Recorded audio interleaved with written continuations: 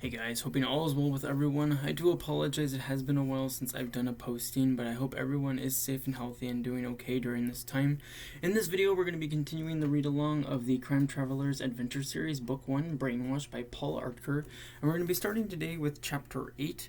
And as always, if we do come across any pictures, I will definitely show you them, but feel free to follow along. We don't see too many pictures so far, but as always, feel free to follow along. Chapter 8, Child Trafficking. Travis Chase, a California longboarder with long, wispy blonde hair, shuffled into the room. Travis had gone homeless after his parents were killed at the Globe Hotel bombing in Mumbai, India. A year older than Lucas, Travis was already a new resistance expert on good company rules, rituals, and ceremonies, including the dreaded and unblockable brainwashing ceremony. He crashed into his seat next to Lucas, unplugged one of his earbuds, and flicked on his tablet. "About time you made it to the big table," Travis said to Lucas as they slapped hands. Lucas smiled dryly. "Shut up. What's your deal with the baby?" "I couldn't leave it. Her," said Lucas, defending himself.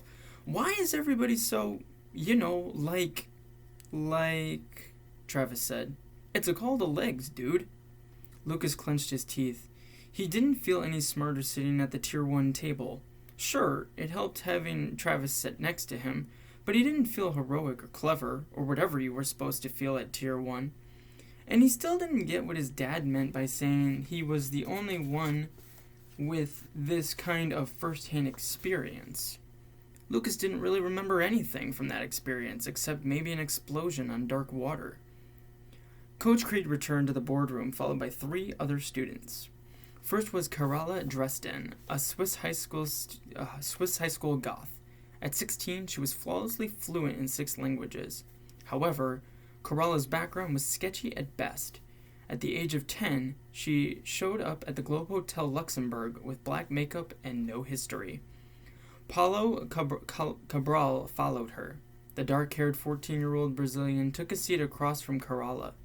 Everyone called him Jackknife because of his incredible kicks. Lucas and Jackknife had gotten into trouble for playing soccer in the Globe Hotel lobby when Jackknife bent a perfect free kick over Lucas's head. Only problem was that he broke a giant vase that he had been using as a goalpost. That was something Lucas was glad his father had not seen him do. Next to Jackknife sat Nalini Prasad. At 15 and wearing an orange lehenga, she was an Indian fashion queen. Like Travis, she too had lost her parents in the bombing in Mumbai. Nalini had henna tattoos on her hands and wore an entire jewelry store on her neck, wrists, and ankles. Small bells dangled from her bracelets. Travis nudged Lucas and muttered to him, "Those are some hypnotic little chimes." "Lucas!" Robbie called out, sounding more like a teacher than a teenager. "We need everyone to listen. We have a lot of work to cover this morning." The entire boardroom got quiet. Coach Creed and Mr. Bean sat in seats on the side. Lucas kept his eyes fixed on Robbie, who would soon be the next youth leader of the new resistance. If Robbie didn't think you were ready, you would sit on the plane and monitor surveillance cameras with Tier 2. Being left out was the worst. "Robbie," said Mr. Beans, "I want to say a word before you and Sophia start." He stood and faced everyone. "Those of you who read this morning's report know that there has been some troubling news about global child labor. Sophia will give you stats in just a minute." Lucas hoped he could avoid being asked a question about a report he hadn't read. Just like in hotel school, Astrid's hand shot up first. "Hang on, Astrid," Mr. Beans gestured toward the front of the room. "Robbie and Sophia are running this mission because using kids, I know, will completely turn the tables on the good company. They won't know what to do." Mr. Bean spoke seriously. "I want you all to know that you are here for a reason. Children are the victims in Mrs. Guarnero's crimes, so children must be the ones to save them.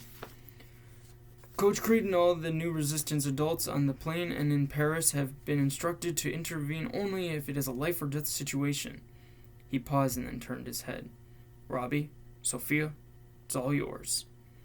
There was silence as all the eyes shifted back to Robbie and Sophia. "We're going to watch a few videos today that will give us a close look at what we're up against," Robbie said as he circled the room. "But first, I want Sophia to give the 411 on what's what. And be nice. This is Sophia's first time as meeting leader. Everyone knew Sophia. She spoke 4 languages, took only AP classes, and was the newly elected head girl of the new resistance. Sophia had lost her parents when modern pirates from the Horn of Africa shot and killed them on their yacht off the coast of Somalia. Security was always top of her list. I have made a few points to make, she said bluntly. First and most important is safety.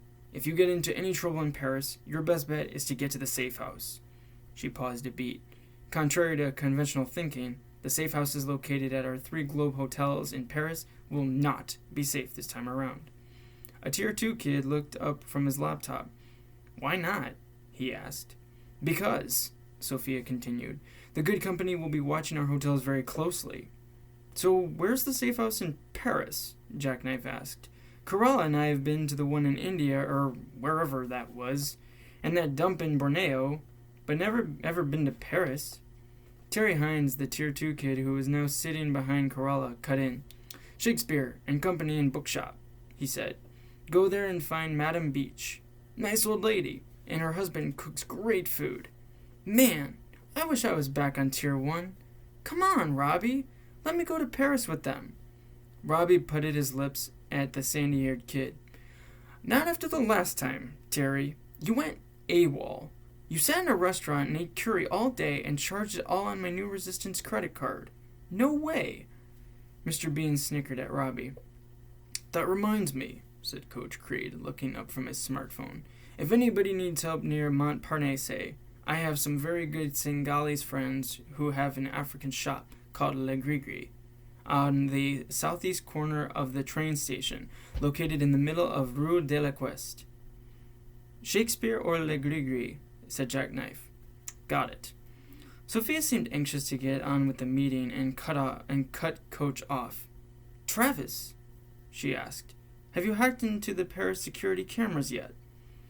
Yeah, he said, staring at his tablet and shaking his head. What's the matter? Mr. Bean said. Sorry, Robbie. Not my place. It's okay, chuckled Robbie. It's just, said Travis. It's just that it was crazy easy. Like someone had already hacked the system. Easiest hack job I've ever done. It took like 60 seconds with this new app, and I could use every street camera in Paris. That's great, said Robbie. So we have access. I've sent an encrypted code to Etta, said Travis. And she and the comm team are already watching the streets of Paris. Good, Sophia said, keeping up the pace.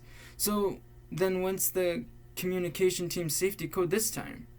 Orangina, said Travis. Astrid wrinkled her nose. The drink? Yes, that's it, said Sophia. Listen up, everyone. Madame Beach is sending a new resistance agent to meet each of you in Paris. The contact person will have a bottle of Orangina. Once this code is used, it expires for you and your partner. Don't use it again unless you're in trouble. Okay? Robbie added. We will also have Coach Creed in a taxi advertising Orangina.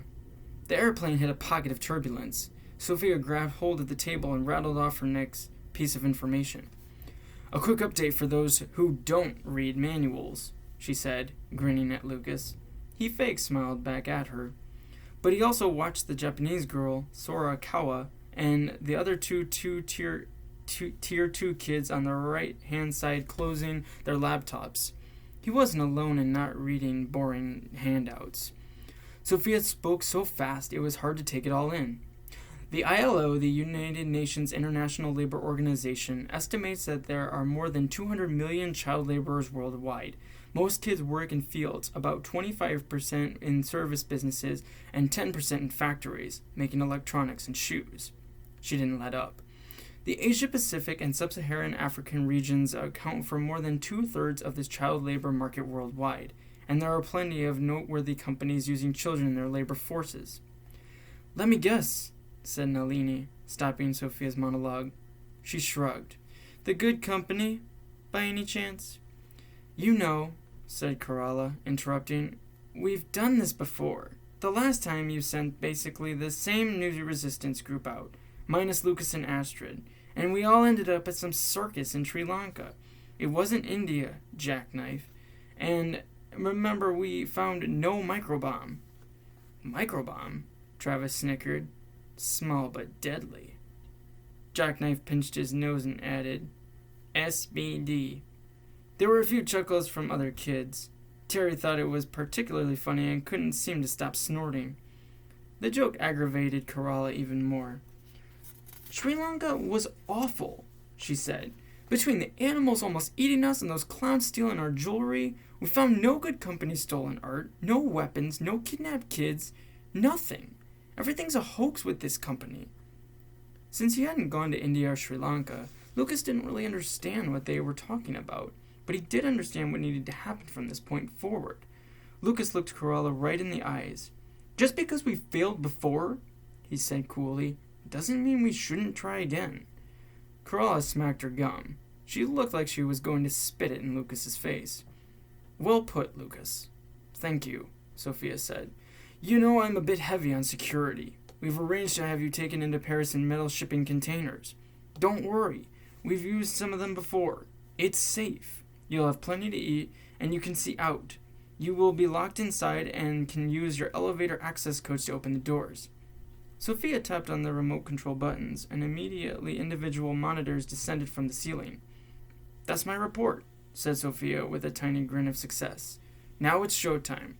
Smart boards and table monitors lit up, and everyone leaned in to watch the Good Company movie. And I'll stop the video there, ending Chapter 8, but in our next video of the read-along of the Crime Travelers Adventure Series Book 1, we'll be continuing with Chapter 9. But again, I hope everyone is doing well and is safe and healthy during this time. Take good care, guys, and I hope to see you very soon. Thank you so much for watching.